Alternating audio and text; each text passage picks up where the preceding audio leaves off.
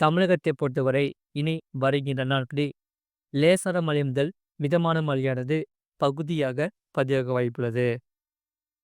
தென்மேற்கு பருவமழையானது வட தமிழகத்தில் தீவிரமாகியுள்ளது. குறிப்பாக டெல்டா மாவட்டங்களில் மிக தீவிரமாகி இருக்கிறது. மற்றும் வட தமிழகத்தில் அநேக இடங்களிலும், தென் தமிழகத்தில் ஓரிரு இடங்களிலும், காரைக்கால் பகுதிகளிலும் மழை பெய்துள்ளது.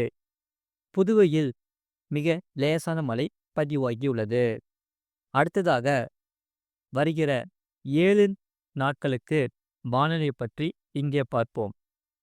தெற்கு கடலோர ஆந்திர பிரதேச பகுதிகளில் மேல் ஒரு வளிமண்டல கீழடுக்கு சுழற்சி நிலவுகிறது.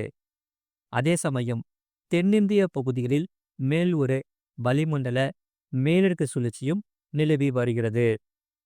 இதன் காரணமாகவே வருகிற நாட்களில் தமிழ்நாட்டில் மழையானது பதிவாக வாய்ப்புள்ளது. 15ஆம் தேதி வரை தமிழகத்தில் ஓரிரு இடங்களிலும், புதுவை மற்றும் காரைக்கால் பகுதிகளிலும் லேசான மழை முதல் மிதமான மழையானது பதிவாக வாய்ப்புள்ளது. சென்னை மற்றும் புறநகர் பகுதிகளுக்கான வானிலை முன்னறிவிப்பு. சென்னையை பொறுத்தவரை வானம் ஓரளவு மேகமூட்டம் காணப்படும். நகரின் ஒரு சில பகுதிகளில் லேசான மழை பதிவாக வாய்ப்புள்ளது.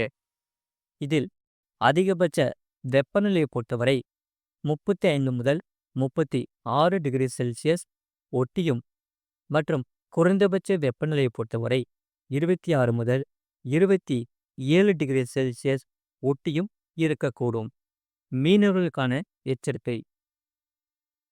தமிழக கடலோர பகுதிகளில் வருகிற 13ஆம் தேதி வரை தென் தமிழக கடலோர பகுதிகளிலும், மன்னார் வளைகுடா மற்றும் குமரிக்கடல் பகுதிகளில் சூறாவளி காற்று மணிக்கு 40 முதல் 50 கிலோமீட்டர் வேகத்தில், இடையிடையே 60 கிலோமீட்டர் வேகத்திலும் வீசுவதற்கான வாய்ப்புண்டு. ஆகையால் மக்கள் அனைவரும் மிகவும் எச்சரிக்கையாக இருக்க வேண்டும்.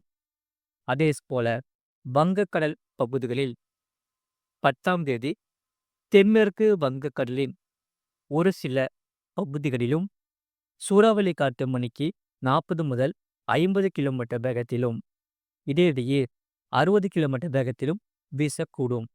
11ஆம் தேதி தென்மேற்கு மற்றும் அதனை ஒட்டிய தென்கிழக்கு வங்கக்கடல் பகுதிகள், அந்தமான் கடல் பகுதிகளில் சூறாவளி காற்றானது மணிக்கு 40 முதல் 50 கிலோமீட்டர் வேகத்திலும், இடையிடையே 60 கிலோமீட்டர் வேகத்திலும் வீசுவதற்கான வாய்ப்புகள் உண்டு. அதே போல 12ஆம் தேதியும் தென்மேற்கு வங்கக்கடலில் அதனை ஒட்டிய தெற்கிழக்கு மத்திய மேற்கு வங்கக்கடலின் பகுதிகள் மற்றும் அந்தமான் கடல் பகுதிகள், வடக்கு ஆந்திரா, தெற்கு ஒரிசா, இதற்கு கடலோர பகுதிகளில் சூறாவளி காற்றானது மணிக்கு 40 முதல் 50 கிலோமீட்டர் வேகத்திலும், இடையிடையே 60 கிலோமீட்டர் வேகத்திலும் வீசக்கூடும்.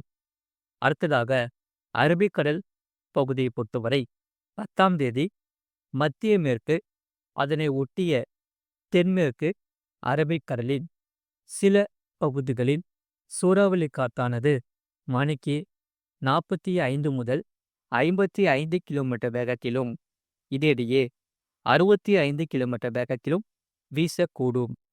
மற்றும் லட்சத்தீவு, மாலத்தீவு பகுதிகளில் சூறாவளி காற்றானது மணிக்கு 40 முதல் 50 கிலோமீட்டர் வேகத்திலும், இடையிடையே 60 கிலோமீட்டர் வேகத்திலும் வீசுவதற்கான வாய்ப்புகள் மிகவும் உண்டு. அதே போல 11ஆம் தேதி அன்று தென்மேற்கு மற்றும் அதனை ஒட்டிய மத்திய மேற்கு அரபிக்கடலின் சில பகுதிகளில் சூறாவளி காற்றானது மணிக்கு 45 முதல் 55 கிலோமீட்டர் வேகத்திலும், இடையிடையே 65 கிலோமீட்டர் வேகத்திலும் வீசுவதற்கான வாய்ப்பு உண்டு. ஆகையால் இதில் மேற்குறிப்பிட்ட நாட்களில் மீனவர்கள் இப்பகுதிகளுக்கு செல்ல வேண்டாம் என்று மிகவும் எச்சரிக்கை உள்ளார்கள். அதே போல கடந்த 24 மணி நேரத்தில் பதிவான மழையின் அளவு.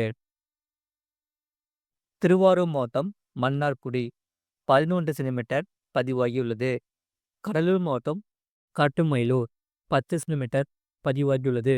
இனி வருகின்ற நாட்களில் பகுதியாக குறிப்பாக மாலை, இரவு மற்றும் அதிகாலை நேரத்தில் பகுதியாக லேசான மழை முதல் மிதமான மழையானது ஆங்காங்கே பதிவாக வாய்ப்புள்ளது.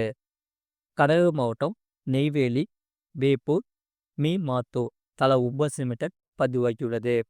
பெரம்பலூர் மாவட்டம் வேப்பத்தட்டை 8 சென்டிமீட்டர் பதிவாகியுள்ளது.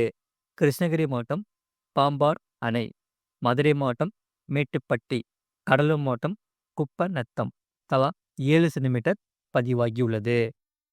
பெரம்பலூர் மாவட்டம் செட்டிக்குளம், மதுரை மாவட்டம் கல்லந்திரி, திருவண்ணாமலை மாவட்டம் செங்கம், கடலூர் மாவட்டம் குறிஞ்சிப்பாடி, புதுக்கோட்டை மாவட்டம் காரையூர் தலா 6 சென்டிமீட்டர் பதிவாகியுள்ளது.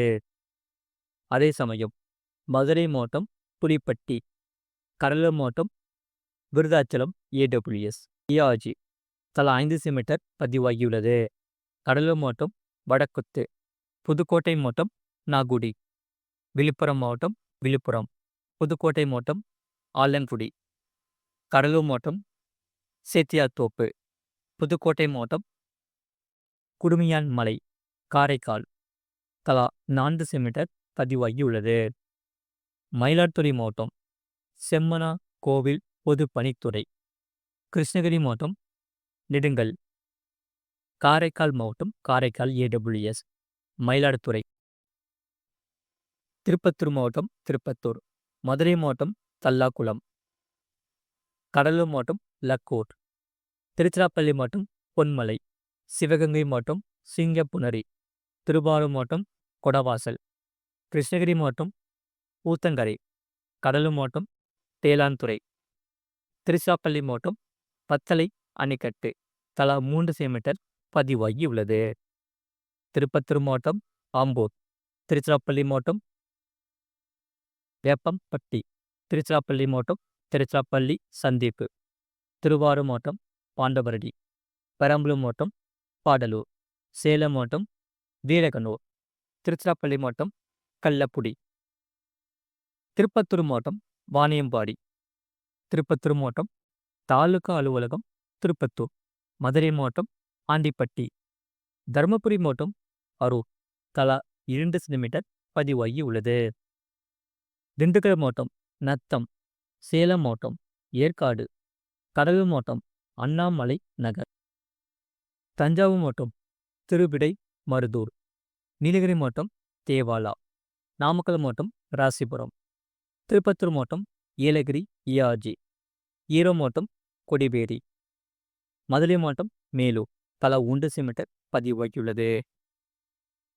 வெப்பநிலையை பொறுத்தவரை அதிகபட்ச வெப்பநிலை பாளையங்கோட்டையில் 38.5 டிகிரி செல்சியஸ் பதிவாகியுள்ளது மற்றும் குறைந்தபட்ச வெப்பநிலை பொறுத்தவரை கரூர் பருமத்தியில் 21.5 டிகிரி செல்சியஸ் பதிவாகியுள்ளது.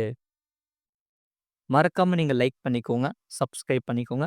இனி வருகின்ற நாட்களில் பகுதியாக மழையானது பதிவாக வாய்ப்புள்ளது.